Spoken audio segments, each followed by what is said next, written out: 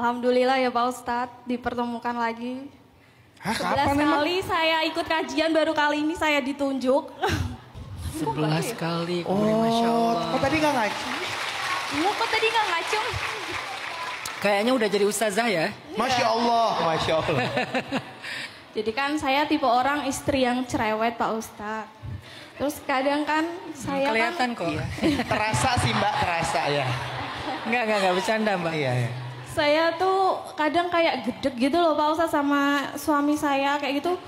Boleh nggak ngata-ngatain suami dalam hati gitu loh Pak Ustadz. Contohnya kayak semisal kan aku lagi ngepel gitu terus masih basah dia lewat rasanya dalam hati kayak apa aku siram aja gitu ya. Astagfirullahaladzim. Tapi Mbak Bella. Tapi nggak aku ucapin gitu loh Pak Ustadz. Jadi kayak unek-unek, tapi kadang aku ungkapin gitu Pak Ustadz. Terus aku disuruh tanya, coba kamu ikut kajian Pak Ustadz, kamu tanya dosa nggak kayak gitu. Terima kasih Pak Ustadz. Dosa. Sayyidah Fatimah adalah perempuan yang sangat baik kepada suami. Tapi pernah Sayyidah Fatimah merasa kayak beberapa kali ribut sama Ali.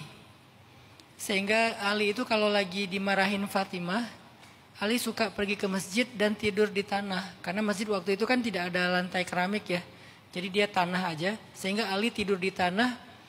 Pas bangun-bangun tuh kepala Ali tuh udah banyak tanah, banyak debu gitu. Maka gara-gara itu Ali punya julukan dari Rasulullah namanya Abu Turab, bapak tanah, bapak debu. Jadi kalau Ali lagi punya masalah dengan Fatimah, biasanya Nabi tahu kepala Ali itu banyak debu, berarti dia semalam tidur di masjid. Sehingga Nabi manggil Ali, ya Abu Turab, wahai bapak tanah, ada apa dengan anak saya? Enggak ya Rasulullah, Fatimah baik-baik aja ya Rasulullah. Ali enggak mau menjelek-jelekan atau membuka aib keluarganya, bahkan kepada mertuanya yang solih seperti Rasulullah. Tapi Nabi kan mertua yang baik ya, yang support system banget ya buat menantunya, buat anaknya. Sehingga Nabi bilang gini kepada Fatimah, Fatimah, coba Fatimah belajar kepada Asma, karena Asma itu ahli surga. Padahal kan Fatimah juga ahli surga kan? Tapi disuruh belajar kepada Asma. Coba Fatimah belajar kepada Asma. Asma itu ahli surga. Asma siapa? Asma bintu Umais. Asma bintu Umais ini perempuan yang hebat sekali. Tapi Fatimah pasti lebih hebat.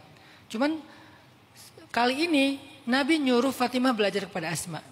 Berangkatlah Fatimah dengan penasaran ke rumah Asma. Kenapa Nabi nyuruh saya belajar kepada Asma? Ada ilmu apa yang dimiliki Asma yang saya nggak punya gitu kan?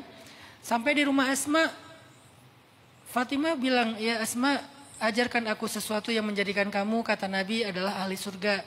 Asma menangis karena terharu. Masya Allah, wahai Fatimah, harusnya saya yang belajar sama Fatimah.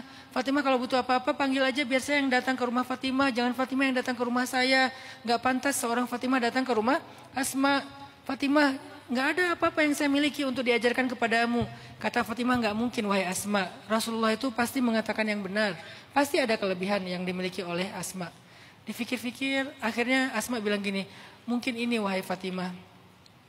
Saya nggak punya ilmu, saya bukan seorang yang hebat seperti Fatimah, tapi kalau boleh memberitahu satu hal yang saya sungguh-sungguh melakukannya adalah saya sangat berbakti kepada suami saya. Saya selalu berusaha membahagiakan hati suami saya. Suaminya Ja'far, sepupunya Nabi. Saya selalu berusaha membahagiakan suami saya Ja'far. Ketika dia pulang, saya akan menunggu dia dengan berdandan yang terbaik, sehingga dia melihat saya dengan dandanan yang terbaik. Dia bahagia. Ketika dia sampai di rumah, saya masak dia makanan yang terbaik. Dia makan, saya tungguin dia makan. Bahkan dia ngajak saya makan, saya nggak mau. Saya berdiri nungguin dia sampai dia selesai makan, supaya dia kalau butuh apa-apa, saya segera ke dapur mengambilkan makanan buat dia. Setelah selesai dia makan, saya siapkan air hangat buat dia mandi. Dia mandi. Setelah selesai dia mandi, udah tenang, saya ambil sapu lidi. Jadi Fatimah waktu itu ngelihat ada sapu lidi korma yang tergantung di dindingnya rumah Asma. Saya ambil sapu lidi itu, saya berikan kepada Ja'far. Sambil saya katakan, ya Ja'far, kalau hari ini ada kesalahan aku, ada hal yang menjadi hakmu yang belum aku tunaikan dan kamu belum nyaman, pukul aku dengan sapu lidi ini wahai Ja'far. Apa yang terjadi sama Ja'far? Pasti sapu lidinya dibuang, Asma'nya dipeluk sama Ja'far dan Ja'far makin cinta kepada Asma'. Sepulang dari sana, Fatimah jadi tahu kenapa Rasulullah menyuruh Fatimah belajar kepada Asma'. Bukan ilmu, bukan ayat, bukan hadis, tetapi perilaku Asma' kepada suaminya, dan itu menjadi pelajaran bagi Fatimah untuk Ali bin Abi Thalib. Sejak saat itu Fatimah berubah drastis perlakuannya kepada Ali. Jadi Mbak Bella, mungkin Fatimah dan Asma bisa menjadi salah satu idolanya Mbak Bella, karena kita perlu banyak mengidolakan orang-orang seperti mereka biar kita punya motivasi. Pasti capek ngurus keluarga, pasti capek juga untuk memperlakukan suami kadang-kadang dengan suami yang jadi ujian bagi kita. Tapi siapa tahu itulah pintu surga kita. Suami nginjak tempat yang Mbak Bella pel, jangan-jangan itu akan jadi saksi nanti di akhirat. Dia bersaksi, ya Allah, aku lagi bersih diinjak sama suami. Akhirnya aku jadi kotor lagi, tapi aku jadi perempuan ini sabar. Dia ngepel lagi, dia tidak mengeluh. Ya Allah, dengan kesabarannya berikanlah dia kebaikan. Sehingga Allah ridho. Kita nggak pernah tahu.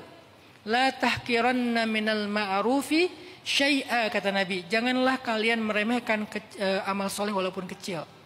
Jadi Mbak Bella mungkin banyak membaca kisah Asma dan Fatimah bisa menguatkan kita menjadi seorang istri yang soleha bagi suami. Saya nggak ngomongin salah dan benar, saya hanya pengen memotivasi Mbak Bella untuk punya sebuah idola ataupun referensi.